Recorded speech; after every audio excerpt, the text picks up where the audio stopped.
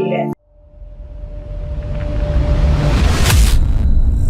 आज Nakodar sub division के अलग अलग इलाकों में पुलिस स्टेशन सदर, नकोदर सिटी, नकोदर, नूरमहल और चौकी इंचार्जों ने चेक पॉइंट बंद कर दिए और जिला देहाती के माननीय एसएसपी हरविंदर सिंह विर्क जी के दिशा निर्देशों पर एसपी इन्वेस्टिगेशन श्री अवनीत अलावत ने इस चेक पॉइंट की स्पेशल चेकिंग की, जहां टू व्हीलर के मोटर एक्ट के तहत चालान काटे गए और जनता को ट्रैफिक नियमों के बारे में जागरूक किया गया।